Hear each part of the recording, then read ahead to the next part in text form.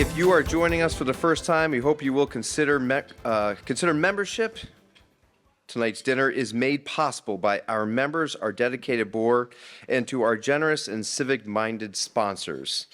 HCI Supply Chain Solutions, Impetus for a Better Louisville, Kentucky Electric Cooperatives, Molina Healthcare, my law firm, Morgan Pottinger McGarvey, and Steptoe and Johnson.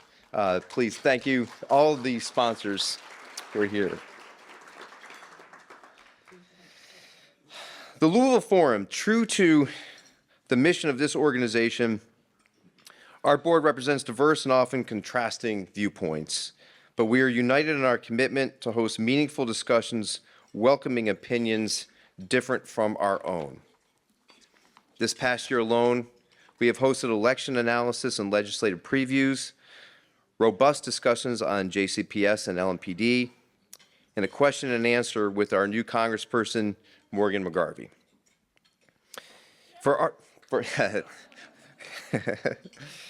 We're nonpartisan here, but could our board members please stand, and I ask you to join me in thanking them for their service to the forum this past year.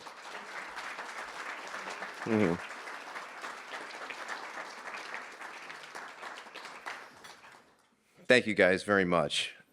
And thank you for our prospective board members who are stepping up tonight on the board ballot. Again, for those of you who are new to the Louisville Forum, this organization was founded in 1984 as a nonpartisan public issues group that hosts debates and discussions of contemporary and sometimes controversial public policy issues that affect the greater Louisville community.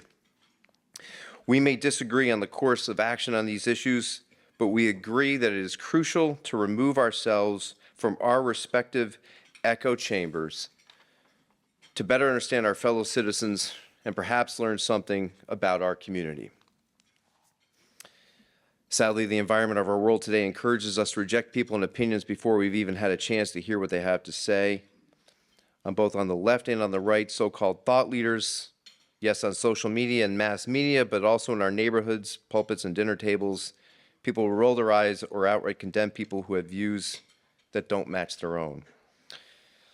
I'm thankful for the unique role the Louisville Forum embraces to welcome opposing views in a civic and civil atmosphere.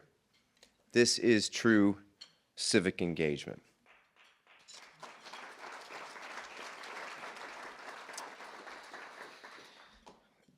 I would like to now introduce you all, for those who don't know her, Tony Constatman, to address the Houstons who are here tonight to get our Fleur-de-Lis Award.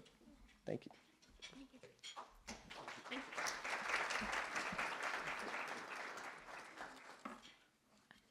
So speaking of civic engagement, since 1985, the Louisville Forum has presented the Fleur-de-Lis Award to local citizens who have made significant contributions to Louisville throughout their career, both in professional life and through community service.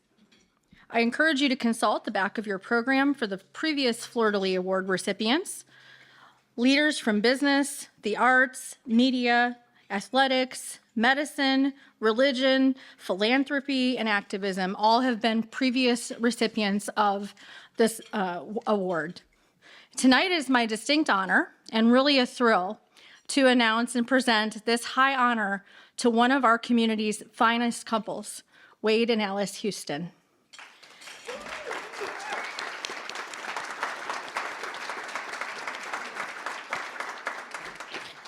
Many of us have admired Wade as a former college basketball player and coach at the University of Louisville.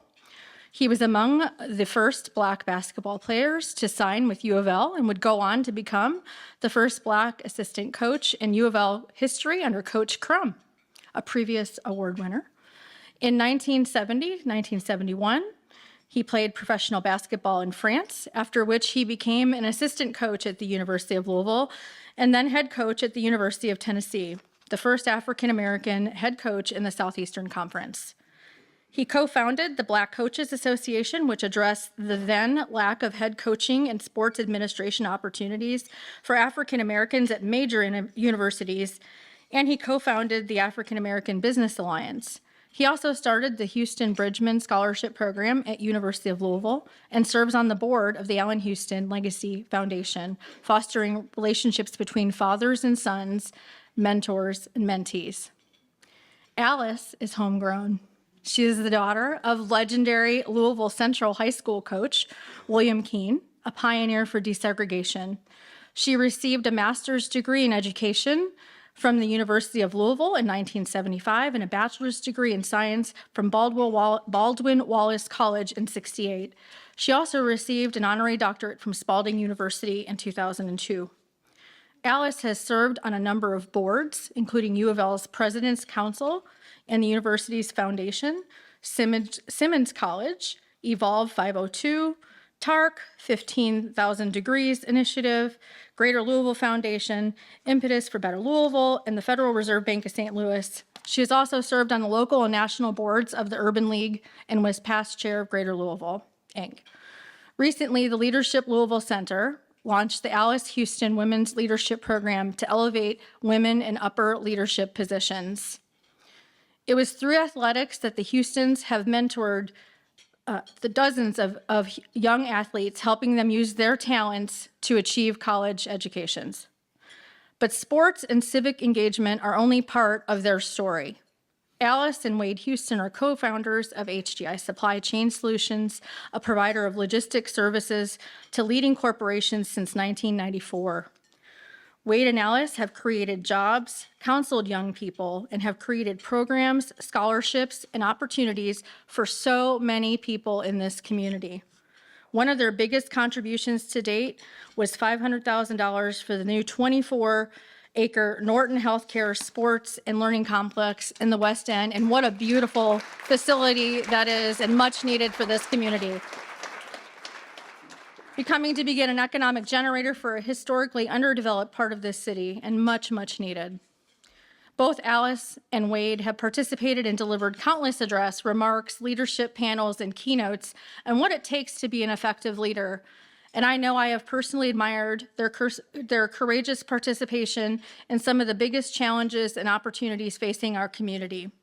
Their gifts of giving back and mentoring our young people will be realized for generations to come. I also want to mention on February 27th, our PBS affiliate, KET, will showcase their lifelong stories on how they came to be among the most generous and influential leaders in our city. I highly recommend giving that a watch. Alice and Wade, thank you so much for what you have done for this community, for your meaningful contributions, not just here, but across the nation and the world. Your vision, drive, and decency are reflected in your commitment to leadership and generosity. On behalf of the membership and the board of the Louisville Forum, I am pleased to present Alice and Wade Houston the 2024 Fleur-de-Lis Award. If you'd like to come on up.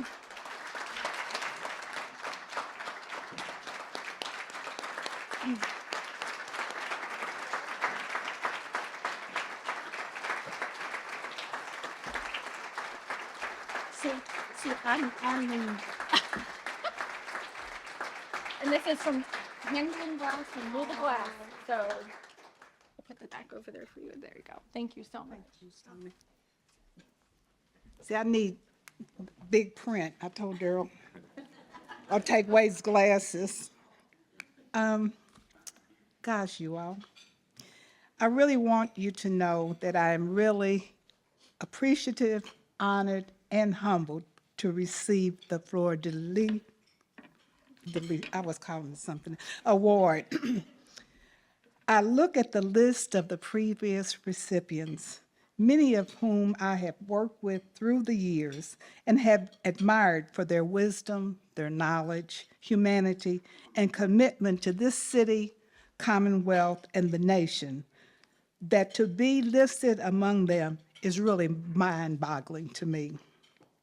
And for the award to come from the Louisville Forum, an organization that has been a cornerstone for this community for over 40 years, facilitating, as you've heard, the difficult conversations that we as Louisvillians must have.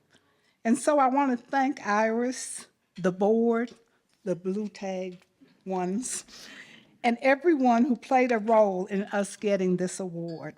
But most importantly, those of you who are here this evening who show up and are committed to creating an environment where there can be controversy, unpopular and uncomfortable conversations and topics that can be honestly and openly discussed, articulated, and analyzed. If we're not careful, this will not be not only a lost art, but a lost community engagement activity altogether. Maybe because this is Black History Month, and I carry a foot-long scar down the middle of my stomach, the results of the protest in the 1960s, that I value the sacrifices that people, including numerous young white people, made during the Civil Rights Movement.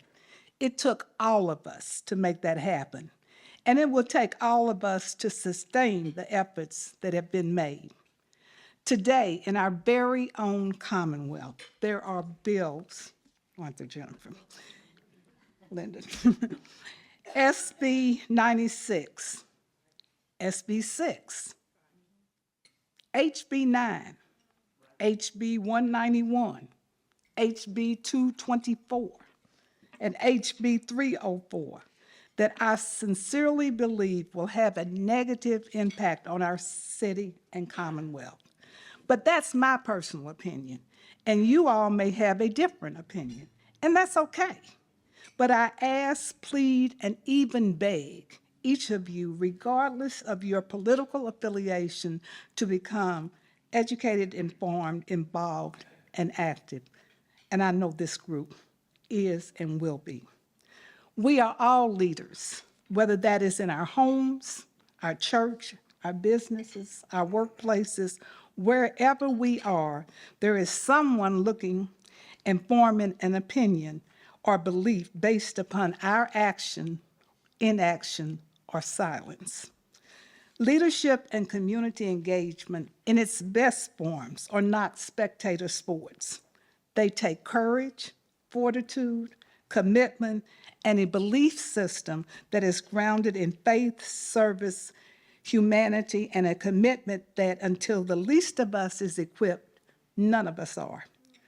Whenever I reflect upon my life, of course, I begin with my belief system, which is anchored in my faith and belief in Jesus Christ. I remember my parents, both of whom were educators, who believed that education was the keystone of advancement. I think of the University of Louisville, who brought him to Louisville. And without that, my life would be entirely different. And that institution, Louisville, provided me with my first job and introduced me at 24 to community service by making me the university's representative to the Louisville Urban League Board and subsequently to the National Board under the leadership of Vernon Jordan. To living 2 doors from Muhammad Ali, who sacrificed the best years of his life for his beliefs and said that the price of living on this earth is the service that we give to others. To Ford Motor Company, who gave 3 young Black individuals an opportunity to become a supplier because they believed in diversity and wanted their supplier base to look like their customer base. They were committed, consistent, and calculated. They were intentional about their efforts. James Greer Miller, a former president of the University of Louisville, wrote a very large, complicated book called Living Systems, in which he essentially put forth the argument that we are all connected from the amoeba to NATO, to the United Nations. In the end, we are all impacted by the least of us. And so I thank this group for being committed, engaged, thoughtful, and involved. What you want to say?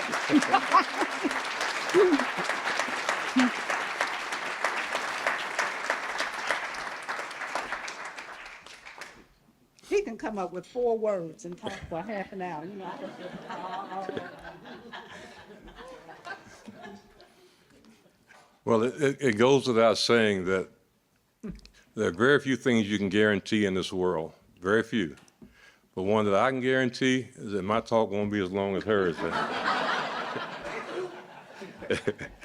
And I was also told that you're never criticized for giving a short speech. So I'll be short. You thank the University of Louisville for us, and I thank him for taking me to the University of Louisville.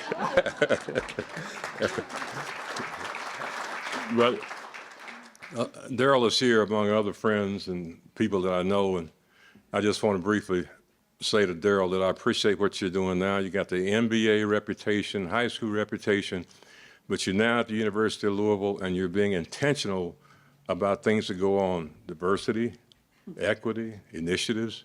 So you are doing a great job in that. So it's not just being an athlete, as we often talk about, it's being who you are and helping this university and helping the community, helping the University of Louisville.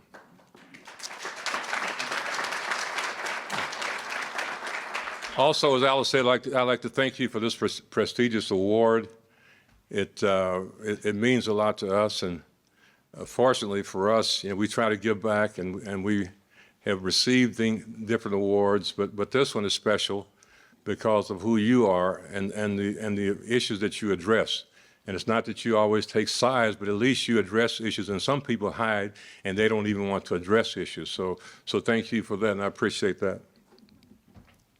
And we understand that to whom much is given, much is expected. I think we all understand that. At least we understand that as a couple and also as a company. And what you do for yourself might last a short time, but what you do for others can last forever. It can spread and last forever. So it's about doing things for other people that really make a difference. So our passion is about mentoring and giving back. And one great example for me personally is Kenny Payne, who is our present basketball coach. And I try to mentor Kenny, and Kenny's one of my mentees. And I understand that there are challenges, but when you look at what this young man has done with all the injuries, with the new NIL stuff, the new portal stuff, and his kids are still fighting for him, and he's still doing things in the position of a leader. I mean, he deserves all the support we can give him. And as long as I'm around here, then I will always be supporting him, as well as Darrell and people like that at the university. So please keep that in mind. We can't tell the university what to do, but at least when you got a guy like that that is doing all he can and supports these young people, and they're still fighting for him, that means a lot.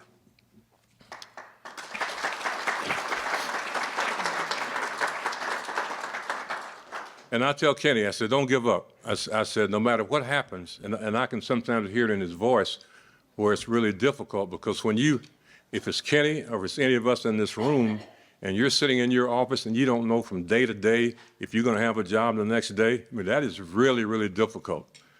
So he doesn't know from day to day, and somewhere along the way, the university, through pushing from some of us, have to at least say that you're here or you're not going to be here.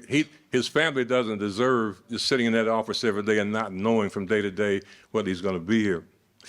I've been through that before, back with my dad growing up in the South in the 40s and 50s, where from day to day you don't know if somebody's going to knock on your door, if it's the Klan, if it's somebody else saying that you did something, that you were accused of something. And that's where I got my entrepreneurial spirit from my dad, because he knew from day to day he didn't know where he was going to work, if he was going to be laid off. So I watched him go from job to job, living in very poor conditions, bathroom outside the house. And I tell my sister today, I said, look, I'm glad you came along, because once you got here, we weren't going to go outside and use that bathroom anymore. So I hug her and I kiss her when I see her, because before she came, we go down in the basement, get that coal stove, bring that coal in, and go outside of the bathroom. But that didn't happen anymore after she got here. But anyway, it's you got to keep. I tell Kenny to keep fighting. That's what I did with the Black Coaches Association. Black coaches during the time I was assistant coach back in the late 70s could only recruit. They had like three head coaches. Had Don Chaney at Georgetown. Who was at Georgetown? Darrell. John Thompson was at Georgetown, and I think and Nolan Richardson, Arkansas. So I said, no matter what happens, and Harry Edwards, who was out of California, a sports activist, and John Thompson at the time told us when we looked at why assistant coaches weren't getting jobs, he said, if you start this organization now, there's a good chance that you will never be hired. You will be blackballed as a coach. So we said, you know what? If it makes a difference to somebody like a Kenny Payne down the road, it doesn't matter to us. So we fought and fought until black assistant coaches could do more things than just recruit. They could do the budgets. They could do interviews. They could do anything that needed to be done. So, all right. So I know Alice is looking at me here, and the last. Yeah. See, as a coach, you have to have eyes in the back of your head. You have to see. You have to be able to see who's coming in the door. If you're recruiting, you're talking to a mother. You got to know that the uncle is in the back room over here. So that makes a difference. So, and the last thing I'll say is that I don't think any of us ever got where we are by ourselves. So we've all had mentors. We've all had people. And I was amazed when I came to the University of Louisville. My first mentor was a lady that taught me English 100. Her name was Miss Emberger. And she brought me into her class, and I did essays. And she said, I want these essays to be grammatically correct. And she said, let's do the first one. I turned it in. She said, I'm going to grade it with a red ink pen. And when I got my paper back, it looked like somebody had been cut, and they were bleeding all over that paper. So I had so many errors on that paper, but she said, I'm not going to let you fail. She said, because I'm going to be here for you. Anything you need from me, you let me know. And then, of course, there were guys like Lenny Lyles, who had the Lyles football guy, who was a very good mentor for me. Ernie Green, who had manufacturing companies in Ohio, a supplier for General Motors. Now, that's where I got continued my entrepreneurial spirit was from Ernie. So we know that when much is given, much is expected. And we just appreciate what everybody here is doing. And I know sometimes you don't get the credit and you don't get the awards, but still, just keep fighting. Like I tell Kenny, don't give up. Just keep fighting, and things will work out. So, thank you.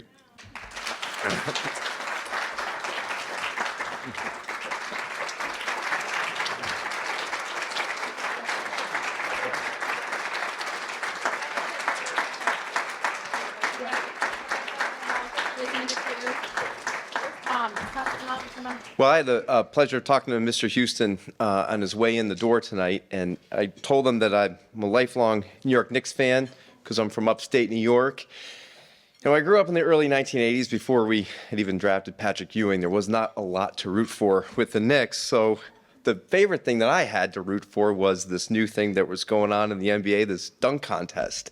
And that's when I first saw Dr. Dunkenstein, our keynote speaker here tonight. As I introduce Darrell Griffith, we set aside time for his remarks, for your questions. We do have Nicole and Justin who are going to be helping, but any board member who can help collect some of these questions, that would be great. Joe Griffith, of course, needs no introduction here in Louisville, or as Dr. Dunkenstein, some of us know him by. He's a hometown legend, star player from Louisville Male High School, of course, a top prospect out of Male High School, and came and stayed here at the University of Louisville and won 1980 University of Louisville's first NCAA basketball championship.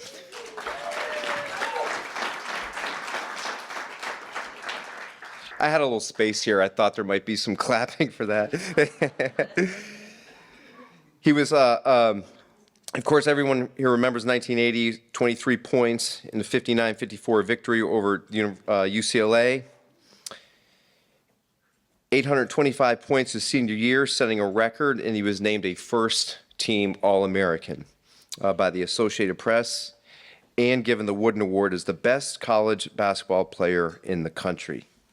He left the University of Louisville as its all-time leading scorer with more than 2,300 points. The Utah Jazz selected him second overall in the NBA and in the NBA draft, and he was the Rookie of the Year in 1980. There he had or at least he was the pardon me, Darrell, would that have been the 1981 season? There he had an amazing career, spending the entire decade of the 80s, and he finished his 10-year career with the Utah Jazz, scoring more than 12,000 points. Today, we are fortunate to have him serving, and as Mr. Houston pointed out, serving as a special assistant to the president of the University of Louisville, and continuing to give back and celebrate our city and the University of Louisville.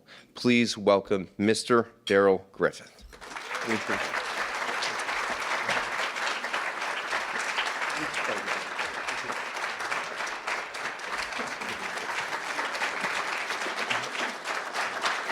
Thank you. Thank you. When asked by my friend Jill Bell to speak at this event, she said, hey, we want you to come. We're honoring the Houstons. We want you to come speak and say a few words. I said, great, no problem. Usually when you ask people to speak for somebody, you got to research them and you got to find out a little bit about them. So with Miss Houston and Coach Houston, that was easy. I've been knowing them since I was 15 years old, so it was pretty easy to accept this award. And, I mean, not the award, but the time to speak for the Houstons. Also, Miss Houston, I'm listening to you talk about all these bills, the HC this and the T6 that, and how you didn't like it. And to me, it sounds like an infection that you need a vaccine to fix. But we need to be mindful of everything that's going on around us now. And coming up through the years, asking to speak about the Houstons. I first met them, met Coach when I got to Male. We got to Male High School at the same time. He came out, I think it was Aaron's coach. He came out of Aaron's, and I came out of Duval Junior High School, and we both went to Male. Male had just got rid of Coach Hutter, and they hired Coach Houston. Of course, me and Bobby ended up going to Male, and that was one of the best things that happened to me going to Male. My brother Michael just left Male, and he wore number 35. So as soon as I got to Male, I said, hey, I want my brother's number. So that's how number 35 came about. And then the journey began. Coach was a type of person to us as players. He believed in conditioning. He believed in making sure you were in top condition, to the point to where he would take you to a cross-country course off Newburgh Road, Collins Estate. I've never seen so many hills in my life. But he made sure that we were in top shape. But the most important thing about a coach, and this is before we get to Miss Houston, is that when my dad met him, and I went to Male, and my brother went to Eastern Kentucky, and my dad told me, I'll never forget this, when I got home, he said, make sure you do everything that man says. And I better not have him come to me with anything other than you doing what he said. And there's a reason behind that. And the reason behind that is that Coach, well, my father knew that Coach was an extension of him, and he believed in him. And then we meet Miss Houston. You know, we go over to the Houston's house, and they treated us just like we were their kids. They cooked for us, make sure we got our work, would make sure Miss Houston would you know, not being a counselor, but she would want to know how we were doing at school. First thing she asked, this is in high school. And that family conglomerates helped us as young athletes understand that you got family away from home. Now, I was fortunate to have my mom and dad at home. And a lot of high school kids didn't have that. But to see that in live and living color, it always has an impression that they really don't know. And the entrepreneur spirit always was prevalent. I remember when Coach and Miss Houston opened up a grocery store on River Park. And I remember going in there, and I think that was your first venture here in Louisville, trying to get into the entrepreneur spirits. I took the journey and went to, Coach said he was at University of Louisville because of me. No, they hired him first. Coach was hired before I decided to play. University of Louisville knew what they was doing. They was like, hey, we hired Coach, we can get Griff and Bobby. You know, so getting me was easy. Bobby was a different story, the late Bobby Turner. I don't know, Coach, you remember this. Bobby ended up signing with Oklahoma State, Steve Smith. And back then, when you signed a letter of intent to go to a university, it wasn't valid until the parent signed. So Bobby had signed a letter of intent, and Mr. Turner hadn't signed it yet.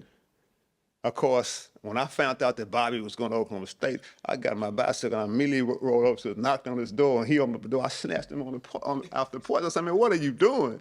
Because we had a pact that we was going to go to the same school. And he ended up deciding to go. You know, I think it was because of some unofficial NIL things that was going on back then. But never to say less, he changed his mind. And he decided, hey, I need to get out of this. I want to go to the University of Louisville. Well, when that happened, it was a full court press to find out where Bobby's dad was. The first one to get to him wins. And Mr. Turner was out of town somewhere. And come find out, you know, we at University of Louisville got to Mr. Turner before Oklahoma State did. Now, you got to remember, Oklahoma State was coached by a Louisville guy, Steve Smith. He was from Louisville, coached at Shawnee High School. So he had the connections in the inner city also. And that began the marriage, the extended marriage that we had as athletes coming out of Male High School and going to the University of Louisville. And Coach and Miss Houston just took their arms around this whole team from high school, and now we're going to college, and it's the same way. Miss Houston was, you was in finance department, and I remember my senior year wanting to have my own place. I wanted to get out of the dormitory. I stayed in Miller Hall. Miss Houston said, you know you got room and board money for your scholarship, and I didn't understand what that means. She said, that's money that's paid for your room and your board. You can take that money that you're paying for your room and board in your dorm and use that to get you an apartment. How creative.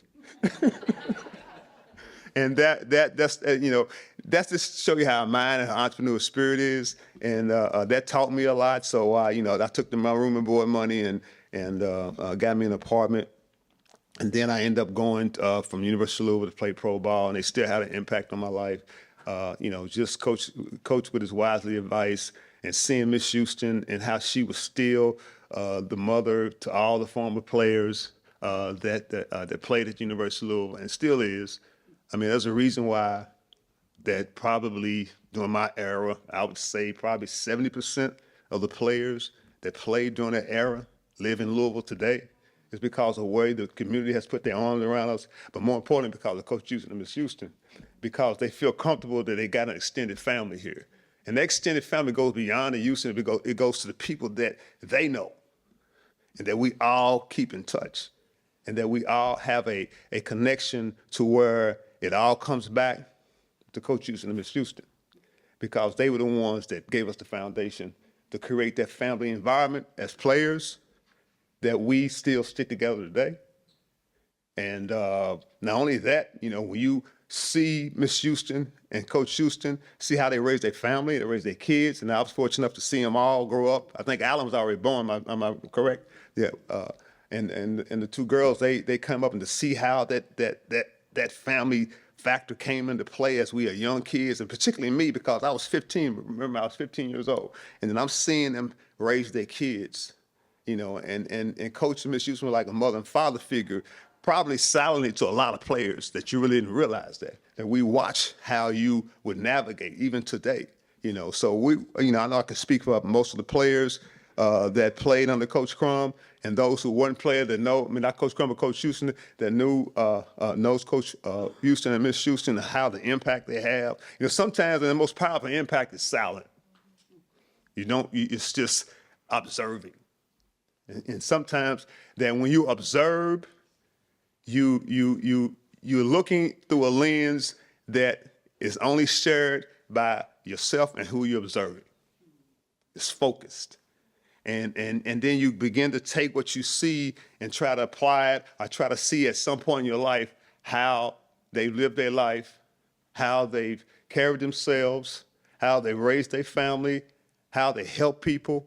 You know, all that is impactful to people that probably haven't even said anything to you guys about it. You know, I mean, I was definitely influenced by Coach because we both got the same hairstyle. I probably got a lot of gray, but you can't tell mine. But it's important that this award that you gave the Houstons is really an exciting award, and they well deserved on everything they received. I firsthand can seen the transformation of this couple as a young man to now. You know, being a 15-year-old, having a couple like this take me underneath their arms, and I probably was. Most 15-year-olds are knucklehead, and I'm quite sure I was one too. My dad would tell you that. But to have, and it's so important, especially in athletics, male or female, that you hear a lot of stuff at home.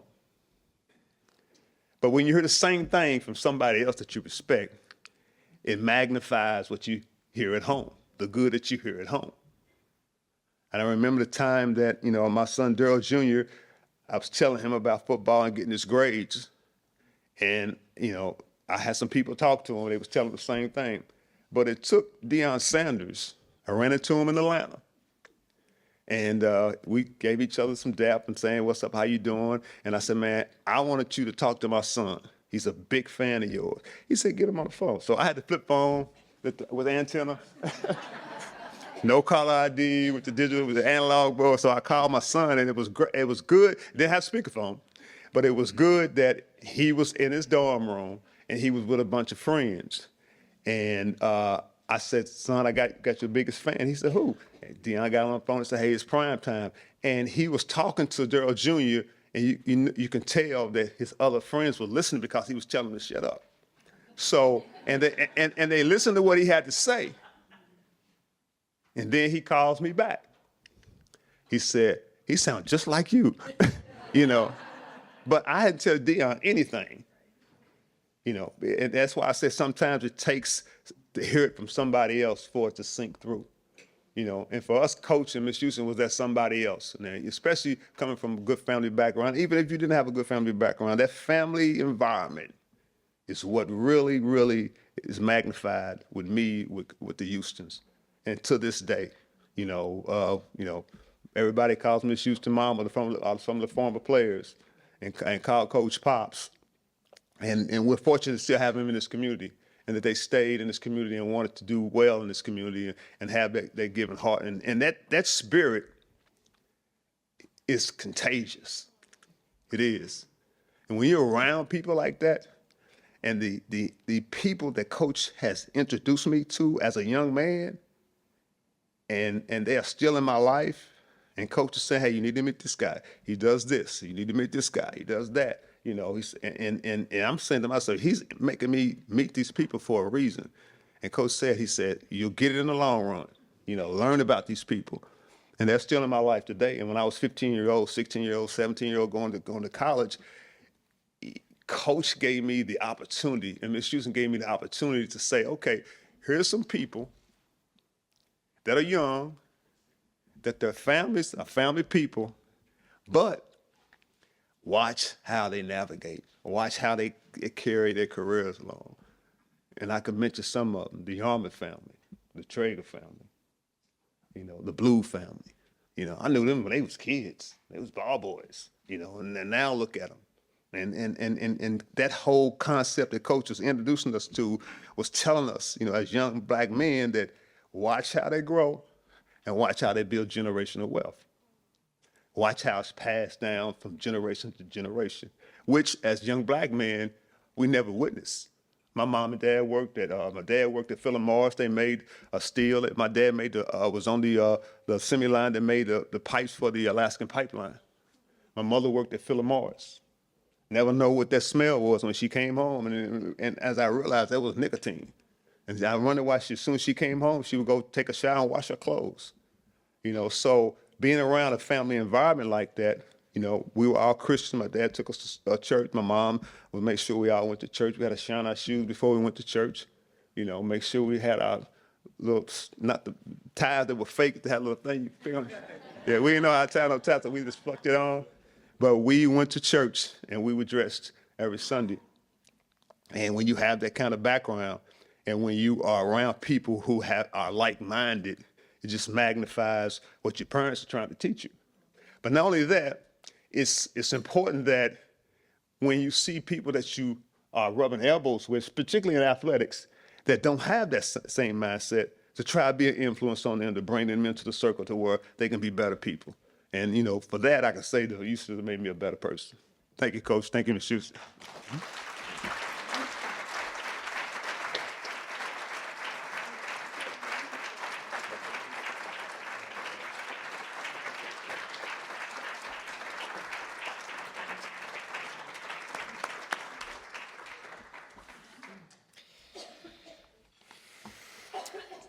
Thank you, everyone. Were there possibly some questions that were, Darrell, if you would indulge us for a few minutes for just a few questions. I know some people have been anxious to ask you some. Thank you, please.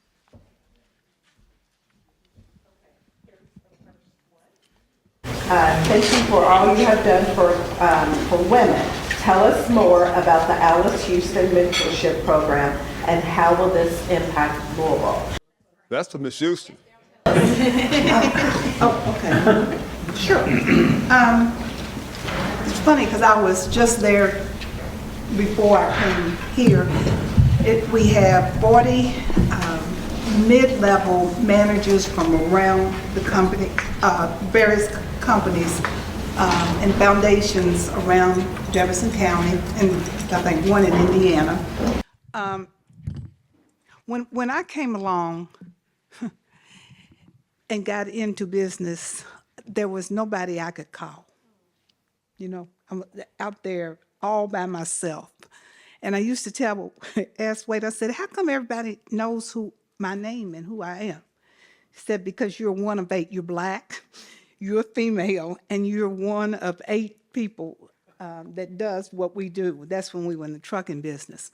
And so it's always been important to me, as Darrell said, to mentor, but especially to mentor, the players, yes, but I was mentoring their girlfriends and their wives, and I was all in their business, but basically trying to inspire, encourage young women. And so this program is part of Leadership Louisville, and it's called the Alice Houston Women's Initiative.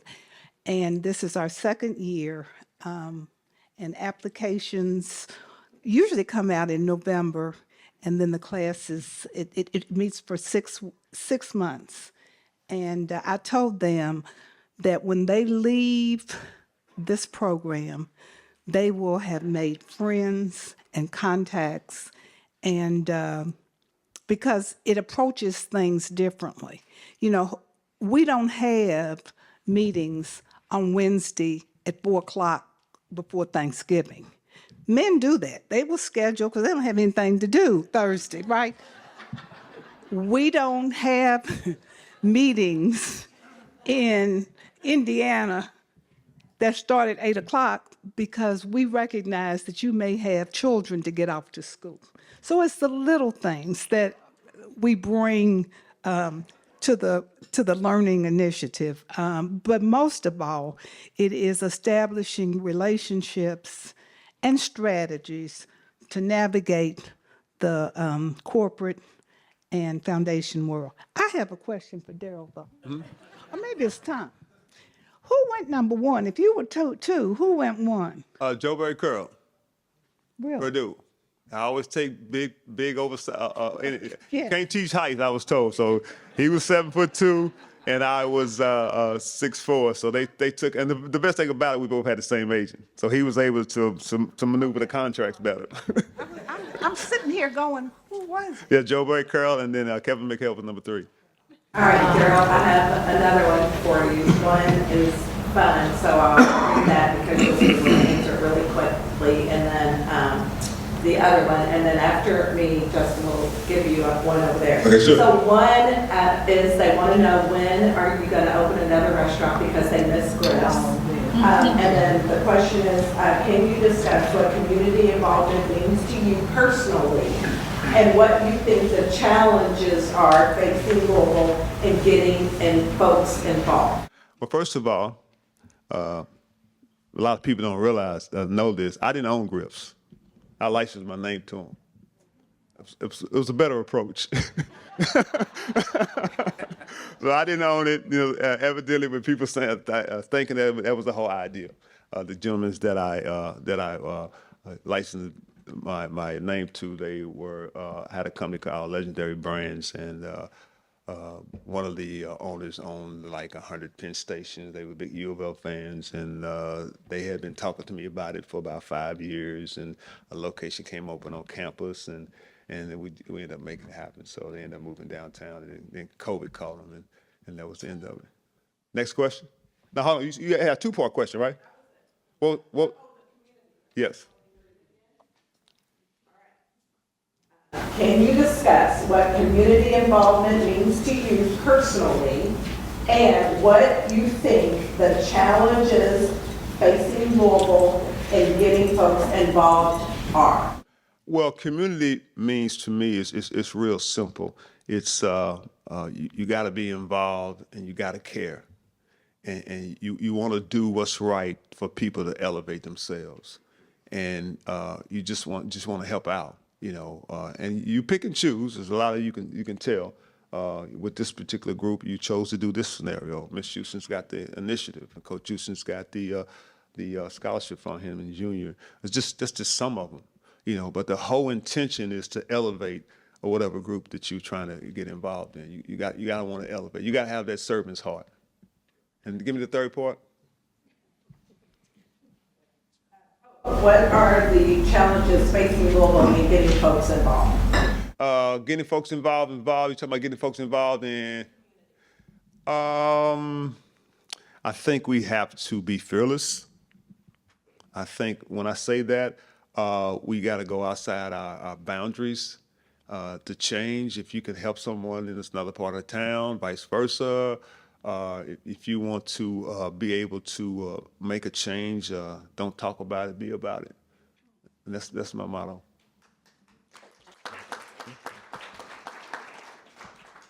Darrell, we have a question for you.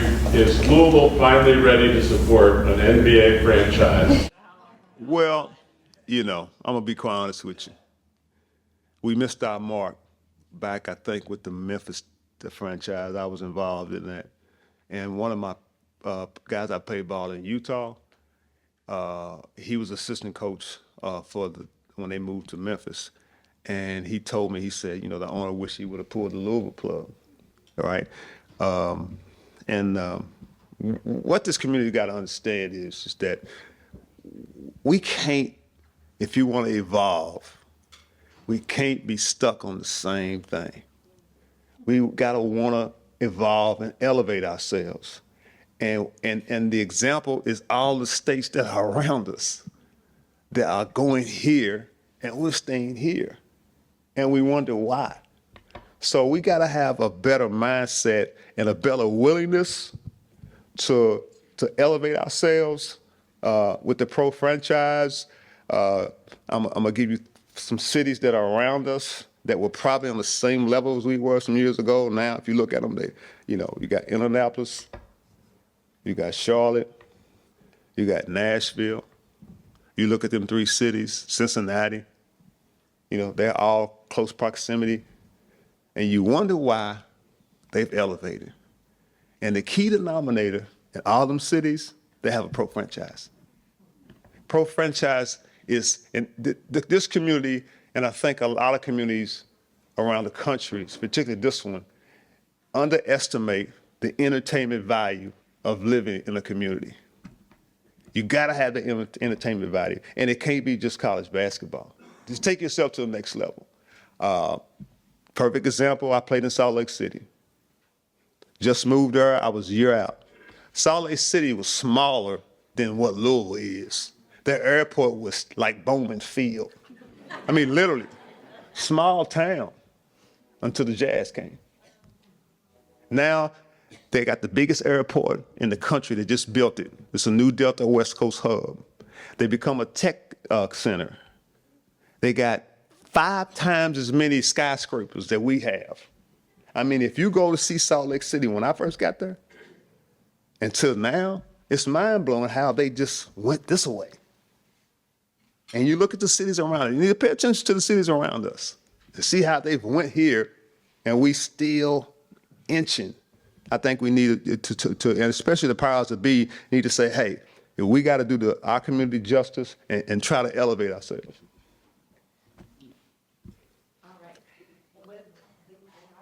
You consider Division I college athletes professionals, and will the NCAA ultimately cease to exist?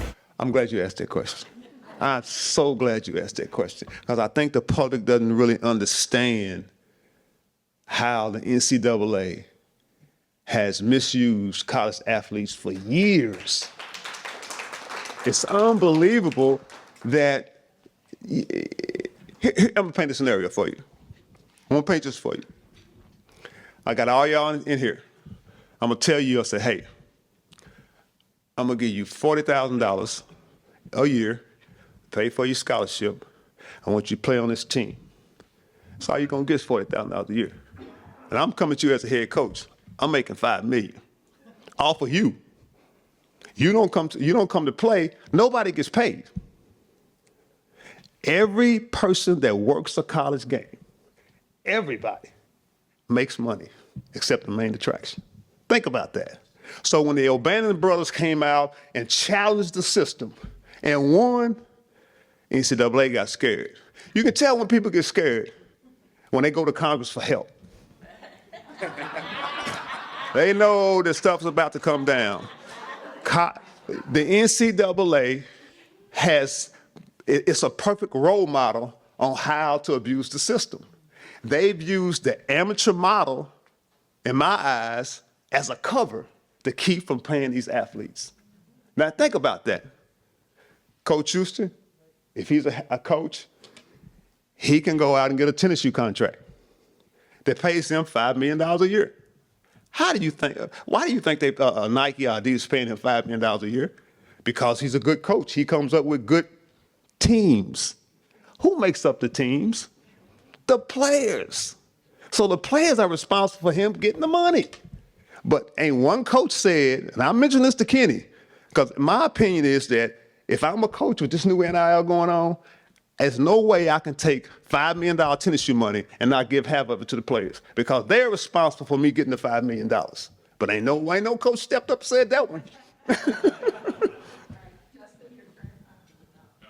What do you think of all the sports betting that's going on right now? Is it a good idea? Well, it's a trend. It's always been out there.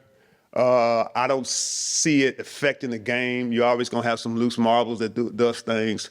But I think that in Kentucky, that's something that we had to do. We're getting it right. You know, there's a lot of other things that we need to follow suit. I think that'll come down the line. The Churchill Downs is betting on it happens, which is legalized gambling. You know, again, everybody around us is doing it. We're losing money going to Indiana, and we're not retaining them dollars. If we retain some of these dollars, we can help some of these schools out, help some of the poor people in East Kentucky, in Western Kentucky, and Southern Kentucky. So I think politically that they've seen the light on that, and that's the reason why they pulled the plug on it, because you look what's going on around you for so long, and you ask yourself, why is everybody doing it but us? And then the move happens. Next question. During the Super Bowl, we saw Travis Kelce say something to Coach Reed in a very spirited manner. Mm-hmm. No one will tell us what they said. The question is, and remember the media's here, why did Coach Crum yell at you? Because I wasn't doing something right. I mean, if I wasn't doing something right, and Coach never cussed. Never cussed. Coach would yell at me. I would sit by the bench, and he had a way of getting this point across to me. He would talk about me. I'm sitting in the middle. Coach Crum is here. Coach Houston's right here. And he would go to Coach Houston instead of coming to me and say, if Darrell would have did this, he wouldn't be in the game. I'm right here. I'm like, you ain't telling me that. But he had a way psychologically to get the word across to you. So that whole thing, athletes understood that.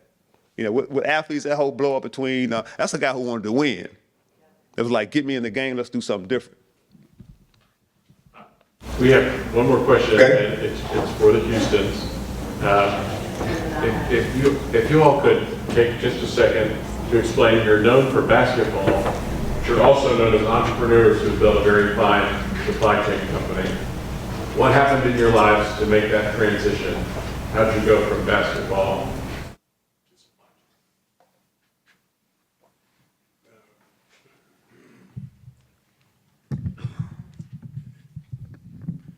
Alice might have a different story, but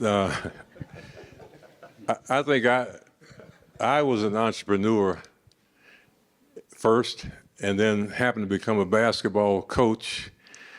And as I said when I was talking, just watching my dad and all the struggles he went through, I was determined to control my own destiny.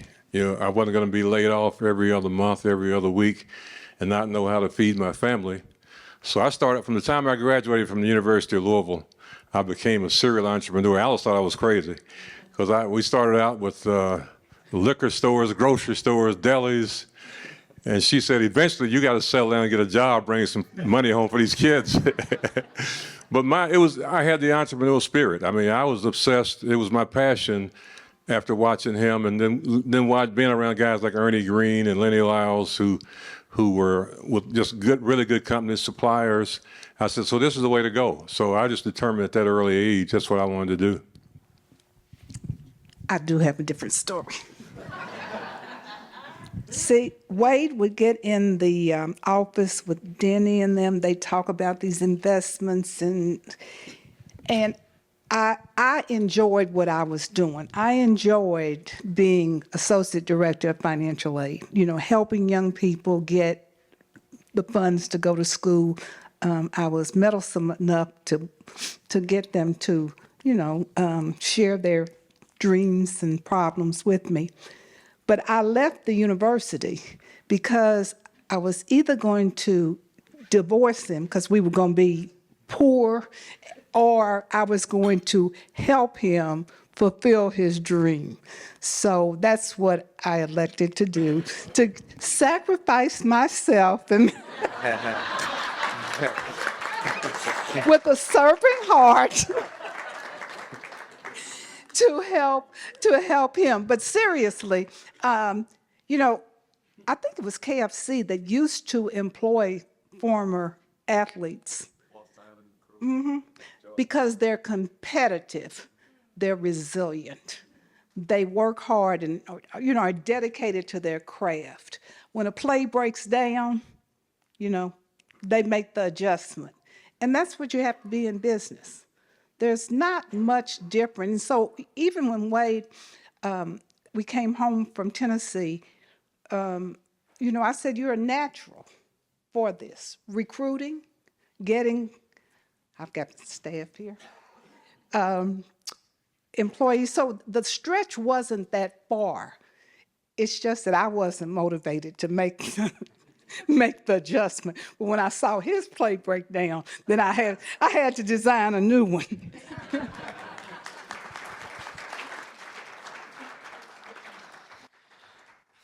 Well, thank you, everyone. Darrell Griffith, one more round of applause for him, please. Thank you.